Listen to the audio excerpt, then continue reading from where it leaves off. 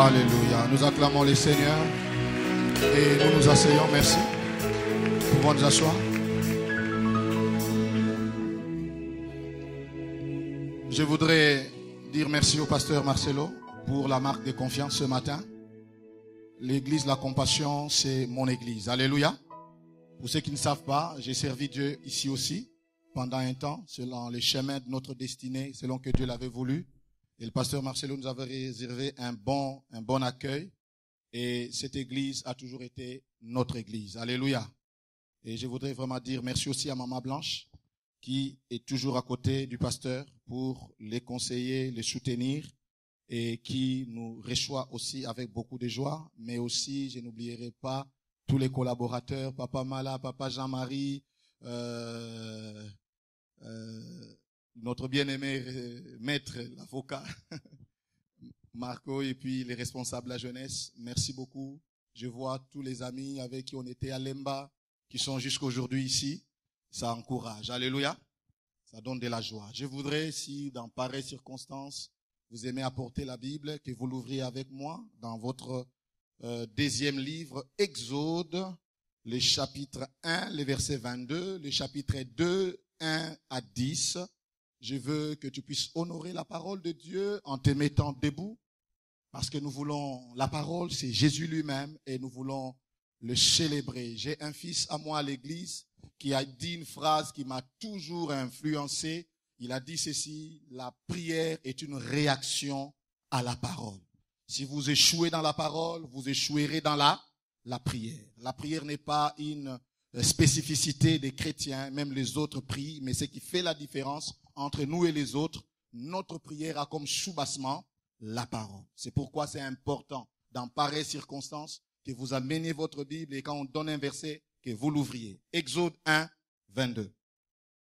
Alors Pharaon donna cet ordre à tout son peuple: vous jetterez dans le fleuve tout garçon qui naîtra. Soulignez ça, tout garçon qui naîtra. À moins que tu sois une fille, le jugement est clair. Si tu es garçon, le jugement, c'est le fleuve.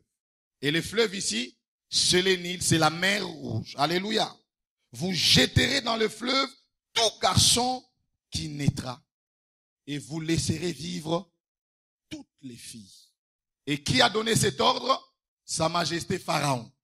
Il a signé une ordonnance claire, acquittant les uns et condamnant les autres. Tout garçon qui naîtra, vous le jetterez dans le fleuve. Le fleuve, en ce moment, est le lieu de condamnation. Les eaux, en ce moment, se trouvent être le lieu de jugement. Pour qui? Pour tous ceux qui naîtront comme garçons. Or, vous savez, dans la vie, s'il y a quelque chose qu'on ne choisit pas, eh bien, c'est son sexe. Alléluia. Et malheur à ceux qui vont naître en cette période comme garçons, parce qu'ils vont rencontrer les jugements, ils vont rencontrer une ordonnance signée par Pharaon. Exode chapitre 2, 1 à 10. Un homme de la maison de Lévi avait pris pour femme une fille de Lévi. C'est quand même bizarre la manière dont on introduit la destinée d'un aussi grand homme en Israël. On ne donne même pas le nom de son père, on ne donne même pas le nom de sa mère. Une introduction très modeste dans l'histoire. On dit seulement un homme de la maison de Lévi avait pris une femme pour femme, une fille de Lévi. On ne précise pas le nom des parents de l'enfant qui va naître. Et il faut attendre le chapitre 6, le verset 20, pour qu'enfin on découvre le nom des parents de Moïse. Donc c'est un enfant qui est né de manière ordinaire. Sa naissance n'a même pas été annoncée par les anges. Quand vous parlez de Jean-Baptiste, un ange a été dépêché pour annoncer sa naissance. Samson, un ange a été est venu pour annoncer la naissance de Samson. Mais bizarrement, pour cet enfant qui va naître, Moïse, personne n'annonce sa venue. Une naissance ordinaire, mais ce que j'aime, une destinée extraordinaire. Tu viens de rater l'occasion de dire amen. J'ai dit, tu viens de rater vraiment l'occasion de dire amen. Naissance ordinaire, mais destinée extraordinaire. Personne n'a fait un rêve, personne n'a prophétisé sur l'enfant qui doit naître, mais ce n'est pas parce qu'il n'y a pas prophétie, ce n'est pas parce qu'il n'y a pas un ange qui a annoncé que cet enfant était moins que rien. Pas du tout. Vous savez, il y a des fois, nous sommes blessés par le Saint-Esprit dans certaines réunions. Apparemment, on ne prophétise que sur les uns et tu es là, tu te sens malheureux, tu dis, et moi, pourquoi on ne prophétise jamais sur moi? Ce n'est pas parce que la prophétie ne t'a pas touché que la main de Dieu ne te touchera pas. La Bible dit, cette femme devint enceinte et enfanta qui? Un fils. Elle vit qu'il était beau. Voyez ça? Aucune directive. Rappelez-vous quand Samson est né, l'ange donne des directives sur la manière dont l'enfant doit vivre. Il ne devra pas faire ceci, il ne devra pas consommer ceci. Mais pour cet enfant qui vient de naître, aucune prophétie, aucune directive, même pas d'ange pour annoncer la venue de cet enfant. Et même la maman, pour sauver l'enfant qui vient de naître, la seule chose qui sauve cet enfant, c'est sa beauté. Alléluia. C'est-à-dire que la chose qui a sauvé cet enfant, c'est seulement la beauté. La Bible dit, elle vit qu'il était beau. Vous voyez ça? La motivation. Donc s'il était vilain, il allait dire, ah, Bobo m'a dit. Bobo m'a dit. Elle vit que l'enfant était comment? Beau. Et qu'est-ce qu'elle a fait? Il a fait quoi, église? Elle cacha. Dis avec moi, elle cacha. Vous savez que notre vie est cachée en Jésus. Et je me pose la question. Quand la maman a vu l'enfant, il est allé cacher l'enfant où? Est-ce qu'il y a des amoureux de la parole de Dieu ici? Où est-ce qu'on a caché l'enfant? Et c'est ça qu'on va découvrir. L'amour est une puissance négligée. Alléluia. Elle vit qu'il était beau, elle cacha l'enfant pendant 3 mois. Ne pouvant plus le cacher, elle prit une caisse. Soulignez ça, caisse. Il faut souligner ça dans votre Bible. Elle prit une caisse. J'ouvre une parenthèse pour dire, le mot caisse en hébreu c'est teba. Teba veut dire cercueil, lieu d'enterrement, lieu de mort. Alléluia. Donc on prend cet enfant, on le met dans une caisse. Le même mot qu'on a utilisé ici, c'est le mot qu'on utilise pour l'arche de Noé. Quelqu'un dit amen. Or vous savez que l'arche de Noé avait la forme de cercueil, mais non pas pour que les gens soient enterrés, mais pour que les gens soient sauvés. La croix était un lieu de mort. Non pas pour que les gens soient enterrés, mais pour que les gens soient sauvés. Oh, j'ai envie de te dire, Dieu te cachera dans la caisse. Je te dis que Dieu te cachera dans la caisse. Il a pris l'enfant, il est allé le cacher où c'est? Dans la caisse. L'arche de Noé avait la grandeur de choses qu'il devait sauver. Et la caisse de maman de Moïse avait aussi la grandeur de la personne qu'on devait sauver. C'est pour te dire que Dieu a les moyens de ton salut. Hey, j'ai dit que Dieu a les moyens de ton salut. C'est-à-dire qu'il a la recette de ta bénédiction. Il connaît toutes les épices qui doivent entrer en jeu pour que tu te maries. Il connaît toutes les recettes qui doivent entrer en jeu pour que ton ministère puisse porter des fruits. Alléluia. Mais Dieu, parfois, utilise des choses faibles. La caisse. Il a pris seulement quoi? La caisse. Oh, il a pris quoi? La caisse. Alléluia. Et la Bible dit, quand cette femme va prendre la caisse, qu'est-ce qu'elle va faire? Est-ce qu'il n'y a pas d'amoureux de la parole? Aidez-moi, maman, pardon. Qu'est-ce que cette maman va faire? Moi, quand je regarde ça, je suis tourmenté. J'ai envie de prêcher quand je lis ces choses. La Bible dit quoi? Quand la maman a vu la caisse, qu'est-ce que cette femme a fait? Pardon. Avant ça, elle enduisit des bitumes. Le mot enduire en hébreu veut aussi dire rachat. Donc on voit déjà la rédemption dans la caisse. Le mot poids en hébreu c'est kofar. Kofar c'est la rançon avec laquelle on sauve une personne. Et la maman croit dans la rédemption. Elle dit que mes mains ne peuvent plus sauver cet enfant. Mais je sais que là où mes mains sont incapables, là où l'amour d'une mère est incapable pour sauver le fruit de ses entrailles, la caisse réussira. Alléluia. Je peux te dire, même l'amour de tes parents un jour échouera, mais la caisse n'échouera jamais. La croix n'échouera jamais, alléluia. La caisse, apparemment quelque chose de faible, mais c'est cette caisse qui va sauver les libérateurs de la nation d'Israël. Dis avec moi la caisse. Cette caisse n'était pas une boîte à conserve, mais c'était un lieu de rédemption, alléluia. La Bible dit, et elle y mit l'enfant et le déposa parmi les roseaux sur le bord du fleuve. La sœur de l'enfant s'éteint à quelque distance pour savoir ce qui lui arriverait. La fille de Pharaon descendit au fleuve pour se baigner. Quelque chose de bizarre. C'est seulement à cette période que la fille de Pharaon, ok, il faut na sukolamai, na ke kelo, hein, webi kelote ya bana limete, webi kelote. Omoni webi kelote, bien aimé, soko sukwa na kelote wa mwa akinte. Donc yo ke da tande chitete, hein. La fille de Pharaon sent le besoin d'aller se laver dans 32 shit de l'époque. Elle sent le besoin d'aller se baigner. La Bible dit la sœur de la fille de Pharaon descendit au fleuve pour se baigner. Remarquez, le même fleuve sert de lieu de bain pour les uns, mais lieu de mort pour les autres. N'oubliez pas, les pharaons avaient dit, tout enfant mâle, jetez-les au fleuve. Le fleuve, c'est un lieu d'enterrement, un lieu où on détruit la sémence des Hébreux. Mais la fille de Pharaon, pour lui, c'est un endroit de baignade.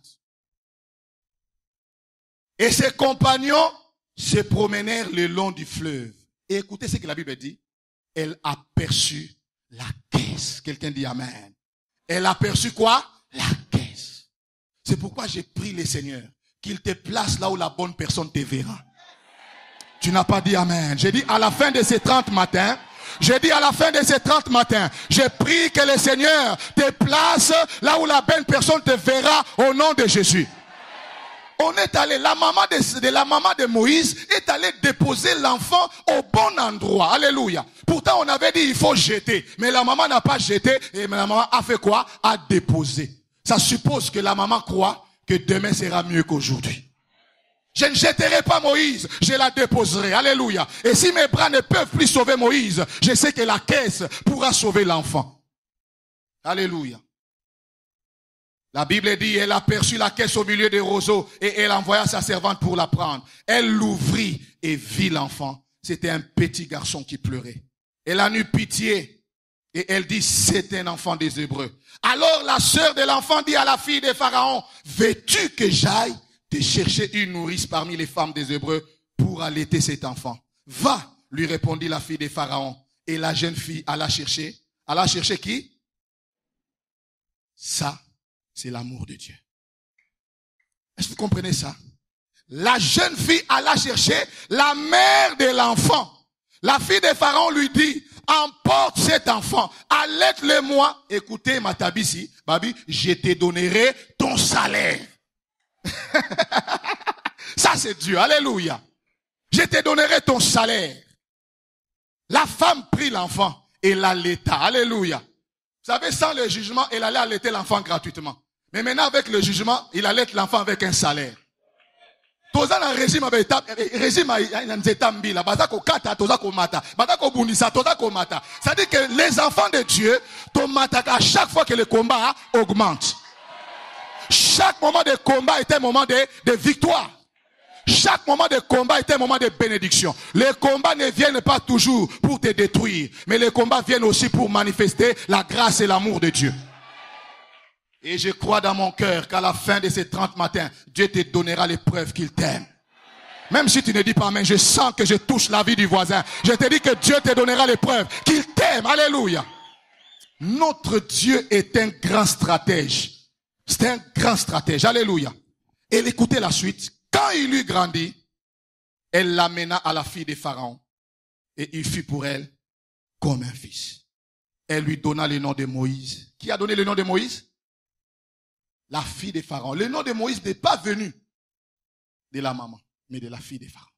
Parce que les parents n'ont même pas eu le temps de donner le nom à l'enfant, que l'enfant était dérangé, l'enfant était menacé.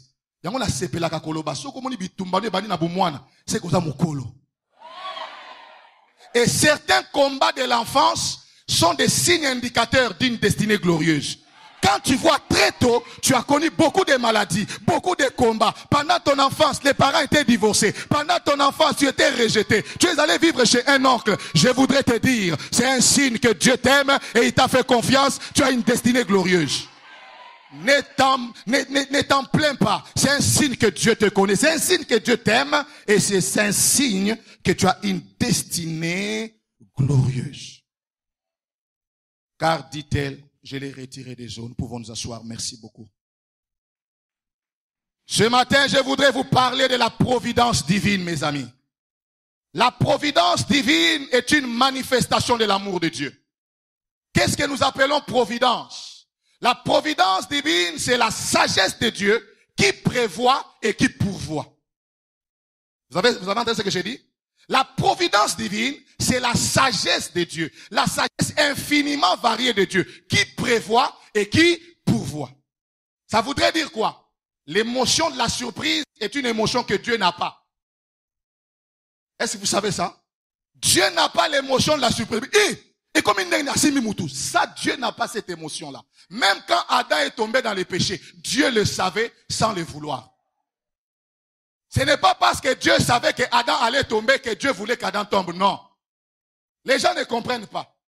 Dieu peut savoir d'avance les choses sans vouloir ces choses. Et la providence divine, c'est la sagesse infiniment variée de Dieu qui prévoit d'avance les choses et qui pourvoit d'avance. Ça veut dire quoi en d'autres termes? Si Dieu permet dans ta vie un combat, n'oublie pas, la couronne est déjà prévue dans ce combat-là. En matière de destinée, Dieu ne permettra jamais un combat sans couronne. Dieu ne permettra jamais une épreuve qui n'a pas de couronne. Frère, est-ce que je parle à quelqu'un ce matin? Est-ce que je parle à quelqu'un ce matin? Je voudrais parler au cœur de quelqu'un. Quand Dieu permet un combat dans ta vie, c'est que Dieu a prévu une couronne dans ce combat-là. Reste attaché au Dieu providentiel. La providence est la sagesse infiniment variée de Dieu qui prévoit, qui prévoit d'avance les choses et qui pourvoit. Dieu, non seulement il prévoit, c'est-à-dire il sait déjà ce qui va arriver dans les années à venir. Vous vous rendez compte? Par exemple, cette église était connue de Dieu depuis 1998. Alléluia. Et Dieu avait prévu tout ce que nous sommes en train de vivre aujourd'hui. Parce que dans le calendrier de Dieu, il n'y a pas de hasard. Dieu a prévu tout. Même l'homme que tu vas épouser, Dieu a prévu. Même la femme que tu vas épouser, Dieu a prévu. Alléluia. Même la famille où tu devais naître, Dieu a prévu. Donc, ce n'est pas par hasard que ton père est devenu ton père, que ta mère est devenue ta mère. C'est parce que dans sa providence, Dieu avait prévu toutes ces choses. La providence divine, ce n'est pas seulement la sagesse de Dieu qui prévoit et qui pourvoit. Mais la providence divine, c'est aussi la main invisible de Dieu qui travaille dans l'ombre pour travailler les temps et les circonstances en ma faveur. C'est pour te dire, frère, tu n'es pas seul dans ton combat. Dieu est avec toi. Sois sûr que ce combat est le combat de Dieu. Lorsque nous rentrons dans l'histoire que nous venons de lire, mes amis, un texte merveilleux, mais aussi un texte qui nous parle d'une histoire la plus triste, ou parmi les histoires les plus tristes des histoires de la Bible. La Bible parle d'un peuple, les rejetons ou la postérité d'Abraham. Rappelez-vous dans Genèse 15, le Seigneur avait déjà dit d'avance à Abraham, ta postérité va descendre dans un pays qui ne sera pas à lui, et pendant 400 ans, ils seront asservis. Et remarquez, mes amis, comment Dieu prévoit et pourvoit. Il dit déjà, ta descendance va être esclave en Égypte, dans un pays qui ne sera pas à eux. Mais il dit, après 400 ans, je les ferai sortir. N'est-ce pas? Dieu avait déjà prévu, non seulement qu'ils seraient dans le problème, mais il avait aussi prévu la solution. Donc, dans la providence, Dieu prévoit non seulement les combats que tu auras, mais il prévoit également les solutions qui viendront. C'est pourquoi n'abandonne pas Jésus à cause des temps difficiles. Reste attaché à Jésus. Alléluia. Parce que ça finira par changer. Et la Bible dit que ce peuple en Égypte va finalement devenir un peuple très puissant. La Bible dit que leur nombre ne faisait que augmenter. Quand vous lisez les termes même que la Bible utilise, la Bible dit qu'ils étaient devenus nombreux et plus puissants même que les Égyptiens. Ce n'est pas leur terre, ce n'est pas leur pays. Ils sont étrangers, mais de plus en plus, ils sont en train de proliférer. Ils deviennent plus nombreux, ils deviennent plus puissants. Les termes hébreux qu'on utilise pour plus puissant, ça veut dire avoir des griffes plus aiguisées. Donc, ce peuple a plus de griffes que nous. Ce peuple est devenu plus tranchant que nous. Pourtant, la terre ne lui appartient pas. Alors, Pharaon va adopter une méthode que les armées de ce monde utilisent, la guerre préventive. C'est-à-dire, nous avons attaqué avant attaquer. Alléluia. Il faut déjà assujettir l'ennemi avant qu'il ne soit puissant. On appelle ça le management de la terreur. pour contrôler et assujettir un peuple. Il faut faire le management de la terreur. Et les pharaons, je ne sais pas dans quel bureau d'études des psychologues, des ethnologues, des spécialistes, il est allé consulter les gens et on va lui donner une recette machiavélique. On va lui dire, établis sur eux des chefs de corvée. Frères et sœurs, on va établir sur les enfants d'Israël des chefs de corvée. Et la Bible dit ceci, que les enfants d'Israël furent malheureux durant toutes ces années-là. Alléluia. Donc le pharaon va monter deux stratégies pour affaiblir ce peuple. Il va établir des chefs de corvée et à part les chefs de corvée, il va établir des sages-femmes et il va dire aux sages-femmes, à chaque fois qu'un enfant d'Hébreu naît, tue-le déjà à la naissance. N'est-ce pas vrai? Et la Bible nous révèle que non seulement les chefs de corvée avaient échoué, mais également les sages-femmes vont refuser d'obtempérer à l'ordre de Pharaon. Et au moment où l'enfant naissait, au moment où les enfants naissaient, les sages-femmes refusaient de tuer les enfants. Et lorsque Pharaon constate que les deux plans ont échoué, c'est-à-dire la stratégie des chefs de corvée, la stratégie des sages-femmes qui doivent tuer l'enfant des Hébreux au moment de leur naissance, quand le Pharaon constate que les deux stratégies ont échoué, alors le Pharaon va organiser un suicide, un génocide à ciel ouvert. Et je vous dis la vérité, si Pharaon devait revenir à notre siècle, la CPI doit l'attendre. Il va organiser un suicide à ciel ouvert. Et c'est connu, et c'est clair. Ici, une ordonnance. Tous les enfants des Hébreux qui sont mâles, jetez-les au fleuve. Alléluia. Quelle période difficile. Frère, si c'était possible, il ne faut pas choisir de naître à une telle époque. Mais malheureusement, nous ne choisissons pas nos parents. Nous ne choisissons pas l'année où il faut naître. Qui a fait le choix de l'année où il devait naître? Tu peux toujours nous dire quelle était ta recette. Bon, je ne sais pas. Nous sommes dans la période de la révolution de la modernité. Peut-être que les parents avaient une application et ils ont utilisé l'application et puis toi, tu as fait le choix. Alléluia. Personne ne choisit la période de sa naissance. Et bizarrement, l'enfant qui doit naître s'appelle Moïse ou s'appellera plus tard Moïse. Parce que Moïse a commencé sa vie sans avoir un nom. Mais plus tard, il aura un renom. Ça, c'est Dieu. Il commence sa vie pendant 3 mois. Les parents ne sont même pas pressés de donner le nom à l'enfant parce que l'enfant s'appelle jusque-là Akufa Lobi. On ne sait pas trop bien à quel moment la mort peut surprendre. Donc, le devoir de donner à l'enfant le nom n'est pas prioritaire. Alléluia. La maman est plus préoccupée par les soucis de préserver la vie de l'enfant que de donner le nom à l'enfant. Le jugement est fatal, le jugement est fort.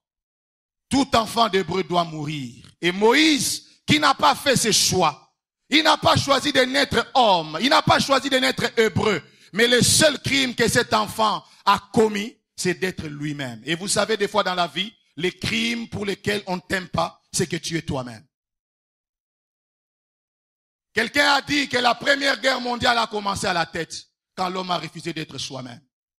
Et quand on refuse d'être soi-même, la seule place qu'on occupera dans la vie, c'est d'être un second et jamais le premier. Être soi-même, c'est le premier pas dans l'échelle du succès. Et Moïse veut être lui, fils d'Hébreu, un garçon. Mais malheureusement, le pharaon n'en veut pas. Malheureusement, le pouvoir en place ne veut pas des fils des Hébreux. Le pouvoir en face ne veut pas des enfants mâles. Parce que le pouvoir en place a peur d'une chose, que ces enfants mâles demain deviennent une force pour renverser les pouvoirs des pharaons. Et alors, la stratégie des pharaons est simple, le fleuve. Tout enfant d'Hébreu doit être jeté au fleuve. Et c'est là, c'est sans appel. C'est sans appel. Même si vous avez des avocats de famille, l'ordre de Pharaon est sans appel. Je me pose encore la question. Pendant ce temps, que faisaient les papas de Moïse? Parce qu'on n'a pas trop parlé du père. On n'a que parlé de la maman. On n'a que parlé de la grande sœur. Est-ce que vous avez déjà réfléchi sur ça? Le papa est l'auteur de la sémence. C'est lui qui apporte la sémence. Mais pour gérer la sémence, il ne les gère plus. Il laisse à la femme, ou plutôt aux femmes. N'est-ce pas? Qu'est-ce que le Saint-Esprit veut annoncer à l'Église par rapport à ça? Lorsque les hommes ne veulent plus bien gérer la sémence, qu'est-ce que les femmes doivent faire? Cette femme, mes amis, qu'est-ce qu'il va faire? Il va prendre l'enfant avec tout l'amour que cette femme a. Il dit, je vais sauver la vie de mon enfant. Et les bras de cette femme, les bras de son amour vont venir au secours de l'enfant. Et la maman va cacher l'enfant pendant 3 mois. Et pendant ces 3 mois, le plus important, ce n'est pas le nom de l'enfant, mais c'est la survie de l'enfant. Mais après 3 mois, la maman se rend compte que je suis incapable de sauver la vie de cet enfant. Je suis incapable d'assurer la garantie, de garantir l'avenir de l'enfant. Eh bien, la maman lui-même va dire, pour que je ne voie pas la mort de mon enfant, je le dépose au fleuve, mais avant de le déposer au fleuve, je le mets dans une caisse. Alléluia. Cette femme a mis l'enfant dans la caisse, pourquoi? Parce que cette femme sait que dans la caisse, ce que mes bras n'ont pas été capables de faire, la caisse pourra faire quelque chose. Et c'est comme si cette femme avait la révélation du Saint-Esprit. Il va prendre le poids, il va mettre ça sur la caisse. Cette poids-là avait la couleur rouge, la couleur de la rédemption. Il va placer l'enfant là-dedans. Et l'enfant ne sent plus l'odeur de sa mère. Les tendres bras de sa mère qu'il avait blottis pendant 3 mois sont loin de lui. Cet enfant certainement se dit, j'étais mieux dans les bras de ma mère. Les bras de ma mère étaient un endroit de sécurité. Les bras de ma mère étaient un endroit de confort. Dans les bras de ma mère, j'ai m'allaité. Dans les bras de ma mère, je pouvais prendre le sein. Mais maintenant dans la caisse, qui s'occupera de moi? Frères et sœurs, des fois dans la vie, certaines zones de confort sont des zones de destruction. Et les zones d'insécurité sont des zones de maternité de destinée. Dieu peut t'amener dans une zone d'insécurité où tu ne sens pas l'avenir. Tu n'es pas garanti que les choses vont changer. Mais dans cette zone d'insécurité, le ciel sait, ça sera la maternité de ta destinée. Les bras de la maman de Moïse ne pouvaient pas garantir la sécurité de Moïse. Mais la caisse, elle, pouvait faire ça. Même si la caisse ne pouvait pas donner le lait, mais la caisse pouvait donner la vie. La caisse, dans la caisse, on ne prend pas le lait. Dans la caisse, on ne sent pas la chaleur de sa mère. Dans la caisse, on se sent seul. On vit la solitude. Vous savez, dans la vie, il y a quelque chose qui fait parfois très mal. C'est sentir seul. Et cet enfant se sent seul dans la caisse. Zone inconfortable, zone d'insécurité. Dans la caisse, je ne bois pas le lait. Dans la caisse, je ne vois pas mes parents. Dans la caisse, je suis loin de mes parents. Mais dans la caisse, Moïse, n'oublie pas, tu seras sauvé. Reste dans la caisse, reste là. Et je voudrais dire à quelqu'un, reste attaché à Jésus. Reste attaché à Jésus. Même si aujourd'hui, tu n'as pas certaines choses, reste dans la caisse. Oh, tu n'as pas dit amen. J'ai dit reste dans la caisse. Même si tu n'as pas le mariage, même si tu n'as pas le voyage, même si tu n'as pas ces choses, le plus important, sois là où Dieu te veut, dans la caisse, en Jésus. Frères et sœurs, les bras de la maman de Moïse ne pouvaient plus sauver Moïse. Alors la caisse a pris le relais. La caisse, on l'a jetée où? On a jeté la caisse dans le fleuve. Mais c'est un enfant, mes amis. On ne peut pas prendre un enfant, le mettre dans une caisse et le mettre dans le fleuve. J'espère que vous suivez les aventures à la mer Méditerranée. Vous voyez comment le corps des enfants flotte sur la mer Méditerranée. Les parents ont voulu sauver l'enfant et la mer les a noyés. Parce que lorsqu'on vous met dans une caisse, il n'y a pas de bouée de sauvetage. Et si la tempête souffle, comment l'enfant va s'en sortir? Il n'y a pas quelque chose pour pagayer. L'enfant est là au gré du vent et au gré de la mer, abandonné à elle-même. Mais le plus important, il est dans la caisse. Est-ce que vous comprenez ça? Il n'a plus personne. Et ce que j'aime, Dieu est la personne des personnes qui n'ont personne. Quand dans ta vie, tu n'as plus personne, c'est que tu es la personne des personnes. Dieu sera la personne des personnes qui n'ont personne. Cet enfant dans la caisse n'a personne. Sa mère n'est plus là. Sa sœur n'est pas là. L'aîné n'est pas là. Et seul, l'enfant doit affronter la mer. C'était le match aller. La première fois que Moïse a affronté les eaux, le match aller, Moïse était bébé. Dans le match aller, Moïse a déjà battu la mer. Au match aller, Moïse a gagné. Et laisse-moi te dire, si tu les as battus lorsque tu étais bébé, maintenant que tu es en Jésus, je te dis la vérité, tu les battras. Alléluia. Je dis tu les battras. Alléluia. Je te dis que tu les battras. Au match aller, Moïse a affronté la mer. Moïse n'avait pas les moyens. Moïse ne connaissait pas Dieu. Dieu ne s'était pas révélé à Moïse. Moïse est seulement dans la caisse. Et au match aller, Moïse a gagné la bataille. Au match aller, Moïse a eu la coupe. Au match aller, Moïse a gagné. Alléluia. Frères et sœurs, si tu vois que déjà très tôt, c'est que un enfant qui doit être livré aux eaux, il doit affronter les eaux sans bouée de sauvetage, sans même des habits qu'il faut. Vous savez, on peut mourir de quoi? Hypodermie.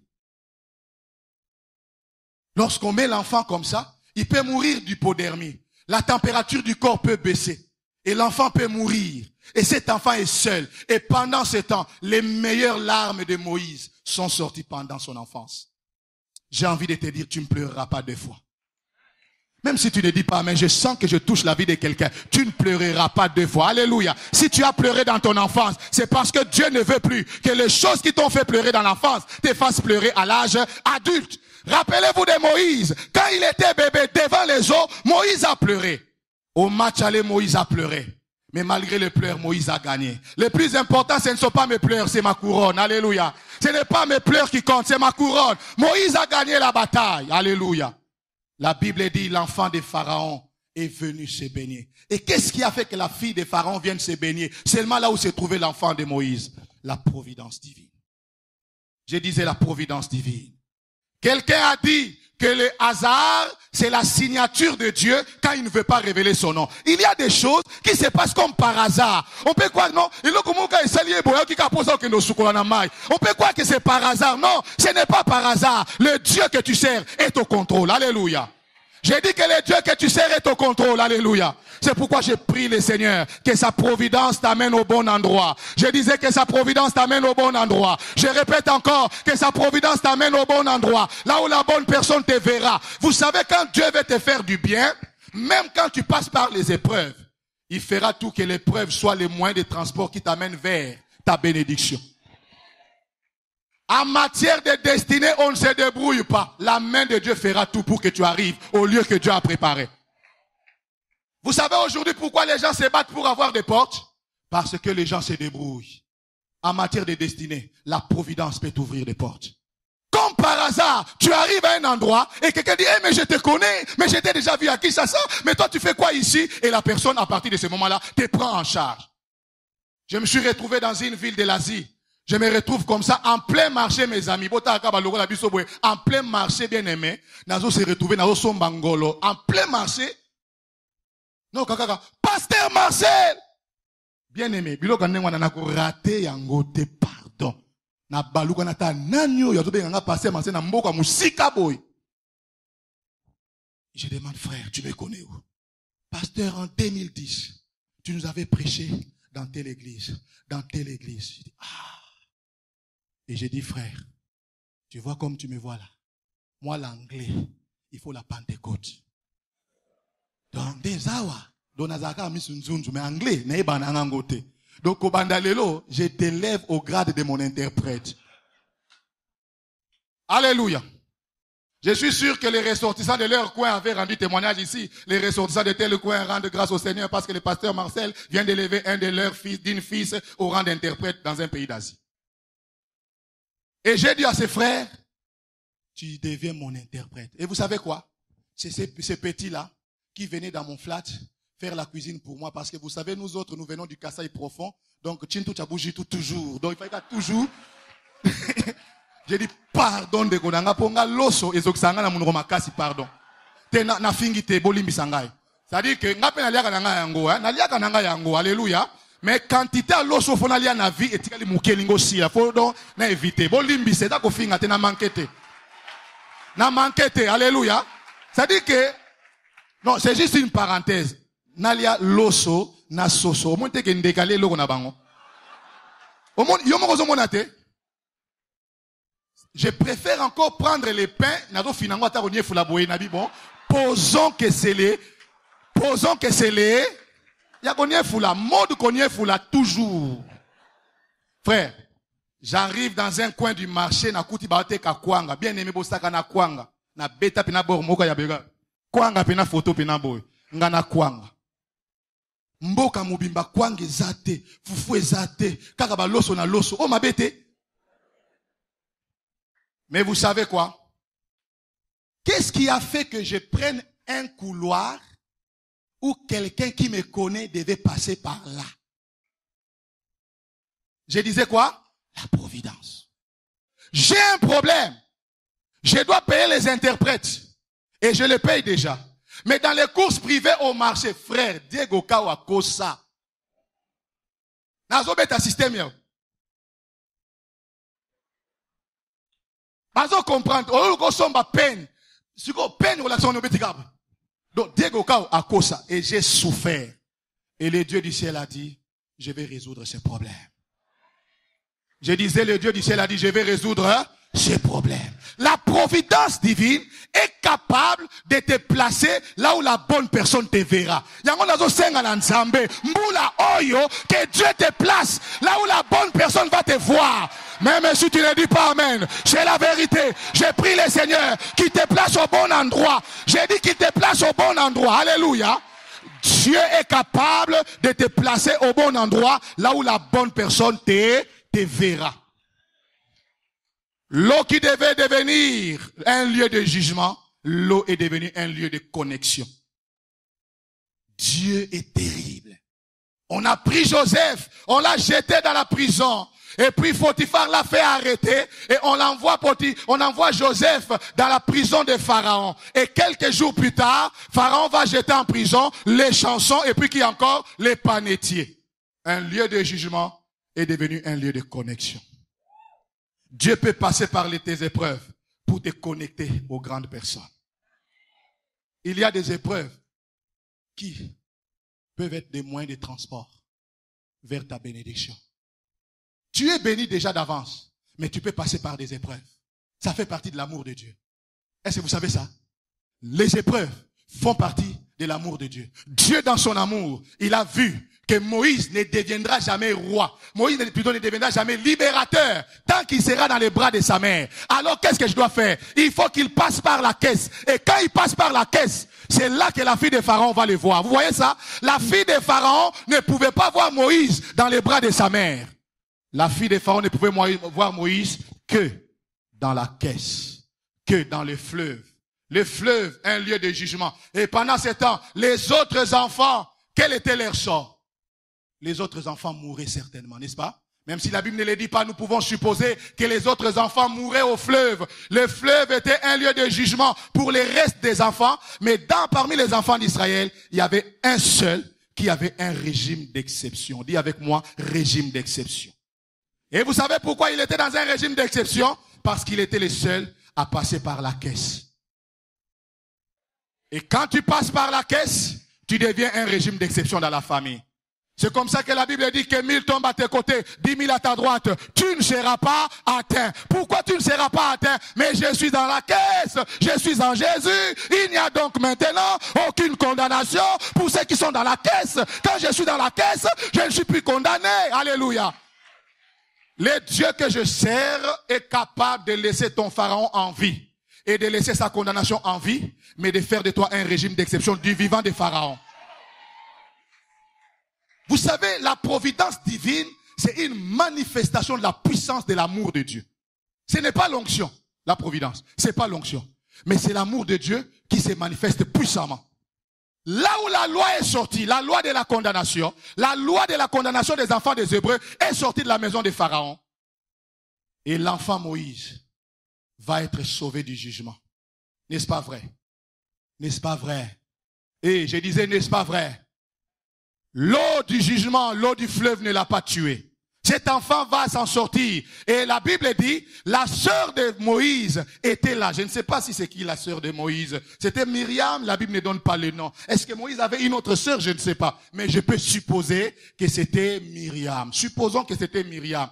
Et là, j'ouvre encore une parenthèse. N'oubliez pas que Myriam va connaître la lèpre pour avoir joué avec cet enfant qu'il a elle-même sauvé.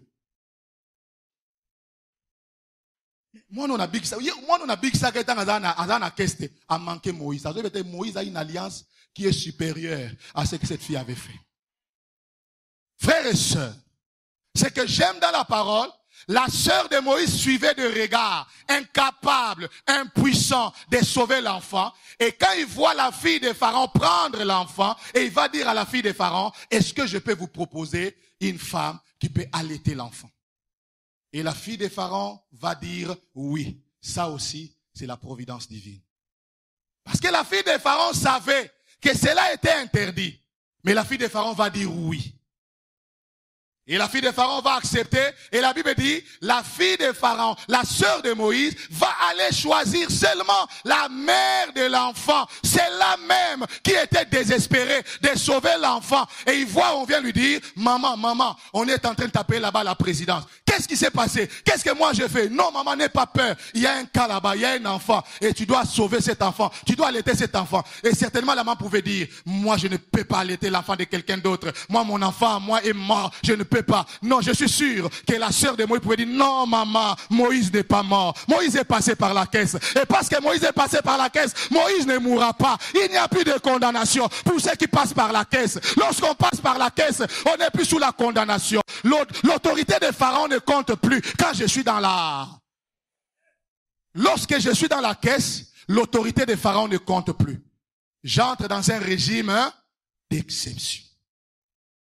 Et la maman voit la fille de Pharaon qui lui dit, madame, est-ce que tu es prêt à prendre en charge cet enfant? Et puis je te donnerai un salaire en plus du travail d'allaiter. Je suis sûr que la maman, elle se dit en elle-même, oh Dieu, tu vas toujours au-delà de ce que nous pensons et demandons. Je suis sûr que cette femme a réalisé que Dieu est capable d'aller au-delà. Alors je pose la question. Quand Moïse a échappé à la colère de Pharaon, est-ce que c'était ses jeûnes et prières? C'était sa consécration personnelle? Et quand la maman de Moïse a retrouvé l'enfant Moïse, est-ce que c'est parce qu'elle avait jeûné? Non. Frères et sœurs, au-delà de nos prières, nous comptons sur l'amour de Dieu. Dieu nous aime. Est-ce que je parle à quelqu'un? Dieu nous aime. Même quand nous passons par des temps difficiles, je ne douterai jamais de l'amour de Dieu. Je crois que je l'ai dit souvent ici, une phrase que le pasteur Marcelo m'a dit, dans des périodes difficiles de ma vie. Et c'était le Saint-Esprit qui me l'avait dit au travers de lui. Il m'a dit ceci. Aimer Dieu quand ça fait mal, c'est un signe de maturité. Hein? À l'époque, il restait non loin de chez le pasteur par siècle. La maison là du côté Arigini. Et on était assis au salon. Il m'a dit, continuez à aimer Dieu même quand ça fait mal. C'est un signe de maturité. Où sont ses frères et ses sœurs? Il n'a pas d'argent dans la poche. La promotion ne vient pas. Il dit, puisque je suis dans la caisse, je m'en sortirai. Frères et sœurs, je crois en Jésus. Nous sommes une nouvelle génération d'hommes et de femmes qui réussiront à cause de la grâce, à cause de l'amour de Dieu. Je crois dans l'amour de Dieu, mes amis. Dieu est capable de faire de toi une femme exceptionnelle, un homme exceptionnel. Et Moïse, à cause de la caisse, était devenu un enfant exceptionnel. Et je peux te dire la vérité, puisque tu crois dans ce que je t'ai dit, tu seras l'homme exceptionnel de la famille. Oh, même si tu ne dis pas amen, j'ai envie de le redire. J'ai dit, tu seras l'homme exceptionnel de la famille. Ne regarde pas aux difficultés d'aujourd'hui. Toi, regarde à la caisse. Toi, reste dans la caisse. Dans la caisse, on ne se bat pas. Dans la caisse, on ne se bat pas pour nager. Dans la caisse, on n'a pas besoin de son souffle. Dans la caisse, on n'a pas besoin de son savoir-faire, mais on a besoin seulement de se laisser faire. Laisse Dieu faire les choses. Est-ce que je parle à quelqu'un en ce lieu? Même pour ton ministère, laisse Dieu faire les choses. Il y a des choses qui ne dépendent pas de nos retraites. Nous prions un Dieu responsable. Dis avec moi, responsable. Il y en a qui pensent que c'est le jour où il a prié que Dieu a l'information de son problème. Non, il connaît ton problème. Il a même prévu la solution. Et je peux t'annoncer prophétiquement, l'année ici sera la meilleure. Parce que tu verras l'amour de Dieu. J'ai dit, cette année sera la meilleure. Je te dis, cette année sera la meilleure. Cette année sera la meilleure. Dieu ne peut pas nous amener dans une prière de 30 jours s'il n'a pas prévu que nous puissions expérimenter son amour. Il n'a jamais dit à la postérité de Jacob, cherchez-moi vainement. Lorsque Dieu nous demande de le chercher par rapport à l'amour, c'est qu'on va expérimenter l'amour. Ce qu'on a le bien, ma bête alibakuloba le bien. Ah, ce qu'on a bien le bien, pasteur. Je crois dans l'amour de Dieu. Les épreuves nous blessent, mais que les épreuves ne nous empêchent pas de faire confiance au Seigneur. Pendant que je suis dans les épreuves, pendant que je pleure, je reste dans la caisse. La fille de Pharaon me trouvera dans la caisse. Ta bénédiction te trouvera en Jésus. Ton mariage doit te trouver en Jésus. Est-ce que je parle à quelqu'un? Ta promotion doit te trouver en Jésus. Que ta bénédiction ne te trouve pas dans l'occultisme. Ou comme occultiste, pour un salaire, il y a $2000. Aux lâches. Qui zengi pour un salaire à $2000. Ils ont abattu aboma mutute, alia mutute, mais à Simba déjà $1 million. Abomé lango mutute. Mais yo bandi ko boma mutu pona 1500. Au moins te ko sali manquant. Au moins te ko sali manquant. Pardon, Basantu, pardon, to sola moi moukié. Toi, Dieu te fait passer par la caisse dans les épreuves, tu dis non, na lembi, na moni l'autre côté. Ce n'est pas un problème d'église, c'est un problème de relation avec Jésus. Reste dans la caisse. Parce que la fille de Pharaon te trouvera où c'est? Dans la caisse. Yébissa voisin, reste dans la caisse. Frère, dans la caisse, il n'y a pas de fenêtre. La respiration est difficile. Mais la rédemption viendra là-bas. J'ai dit la rédemption me trouvera dans la caisse. La rédemption me trouvera où c'est? Dans la caisse. Même quand je manquerai de chaussures, je serai où c'est? Dans la caisse. Même quand le mariage va traîner, je serai où c'est? Dans la caisse. Même quand le chômage va traîner, je serai où c'est? Dans la caisse. Fungwama beloba t'amène bien. Fungwama loba amen. Bon, na fungoli parenthèse. Bota ba série américaine, hein? Bota akaba ninga bande konanga balabana bango ba pelouse, courir zaka chaque jour. Bango kuna snel na bango le bagate que recouvrement forcé mais courant ils ont solo, ils ont courant virtuel que soko za snel limbisanga. Mutande ngwana aluka Yesu. Siko yo ozana poule mabe, c'est-à-dire poule oyo attends na 3 départs courant zate.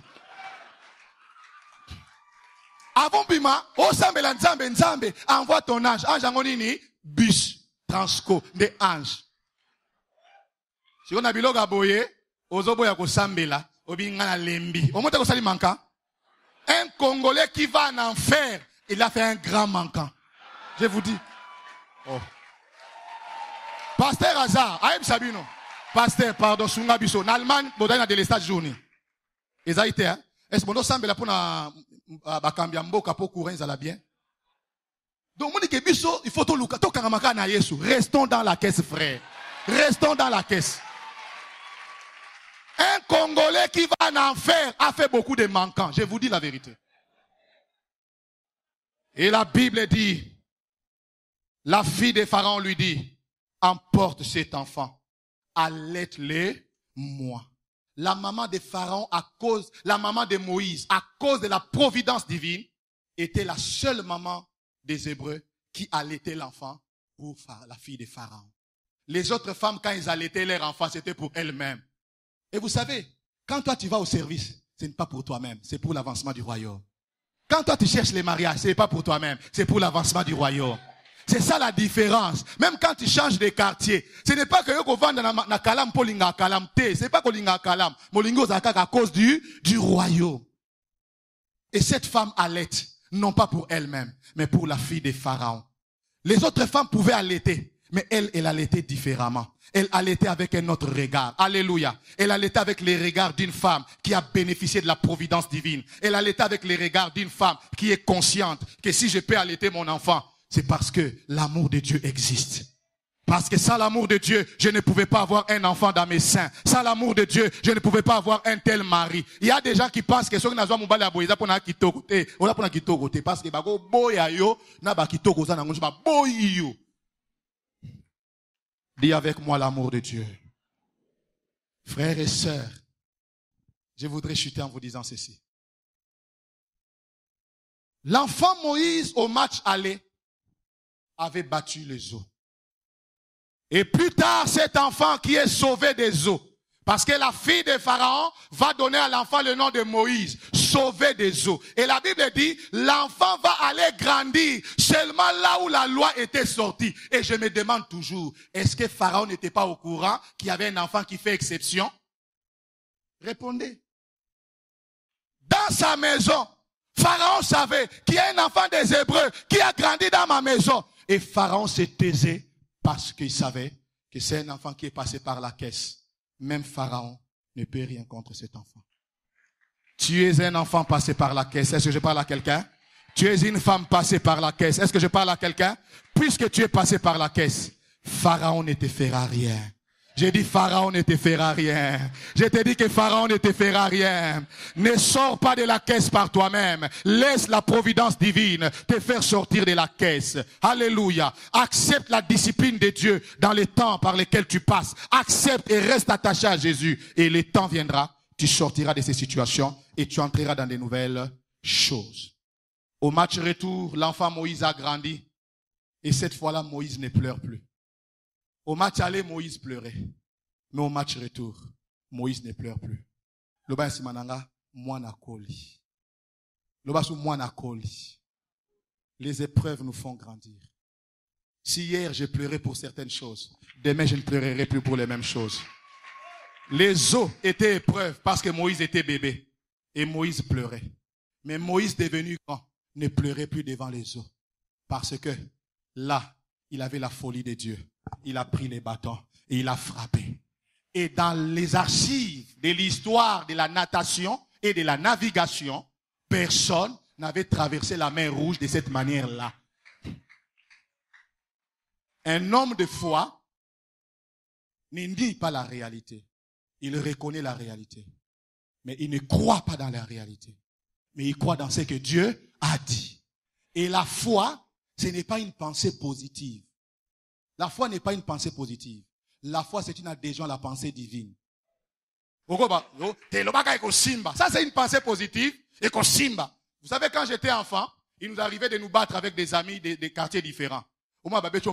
Et ça, il na pezango. Mbata, na pezango. Mbata. Omoni, c'est ça la pensée positive. Lelo e dendi. Lobi e dendi. Après, eko kota yo. Okoma, mutambikuti. Alléluia. Mais pour nous, la foi, c'est l'adhésion à la pensée de Dieu. J'adhère à ce que Dieu m'a dit. Frères et sœurs, je sens dans mon cœur que je dois libérer ce que Dieu m'a dit. Dans Psaume 138, verset 8, la Bible dit, l'Éternel agira en ma faveur. Dans la providence divine, Dieu finit toujours par agir en ta faveur. Et même si ça traîne aujourd'hui, reste attaché à Jésus. Il agira en ta faveur. J'ai dit, il agira en ta faveur. Je répète encore, il agira en ta faveur. Ce qui te fait pleurer aujourd'hui ne te fera plus pleurer demain. Alléluia. J'ai pleuré parce que j'étais bébé. Mais maintenant que je suis devenu grand, même quand les enfants n'ont pas mangé, je ne pleure pas. Je peux venir à l'église. Alléluia. Toi, qu'est-ce qui te fait pleurer? Parfois, le pleur est un signe que Moïse est encore bébé. Mais quand Moïse sera grand, la mer Rouge ne lui fera pas peur.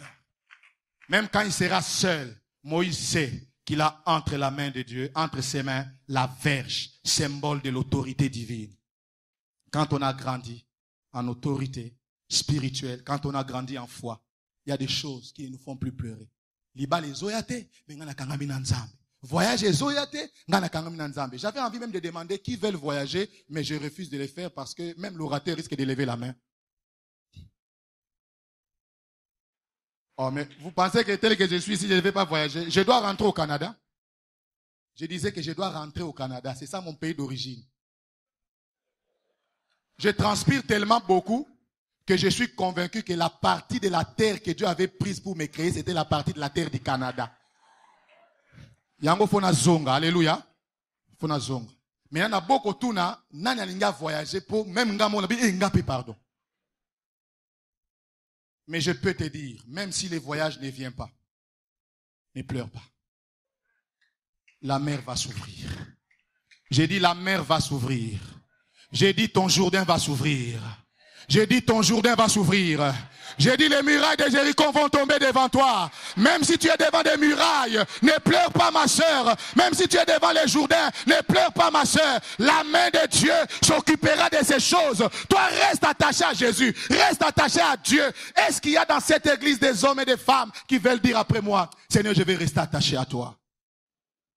Baissons nos têtes, nous voulons prier pour nos vies. Tu vas dire, Seigneur, Pendant que la chorale nous joue, n'a bombié le côté. N'a bombié le côté. Je ne sais pas comment vous le chantez ici. Sans rien en moi, bien sans rien cacher. Je veux que quelqu'un commence à dire au Seigneur, après ces 30 jours, après tous ces jours de prière sur l'amour, une puissance négligée, que tu commences à dire à Dieu, Seigneur, je crois dans ton amour. Seigneur, même quand je manquerai les minervales, je ne douterai plus de ton amour. Je sais que la providence divine est capable de gérer ce que moi je ne gère plus. La providence divine est capable de me placer là où la bonne personne me verra. Commence à dire ces choses. Je veux que tu commences à prier, à parler au Seigneur, à lui renouveler ta confiance, à lui dire, je vais rester attaché à toi. Dis-lui, ne lui cache rien. S'il y a des choses qui t'amenaient à douter de Dieu, bien aimé, si c'est les voyages qui tardaient et à cause de ça tu doutais de Dieu, dis au Seigneur, je ne veux plus douter. Je ne veux plus douter de ton amour à cause du voyage qui n'arrive pas.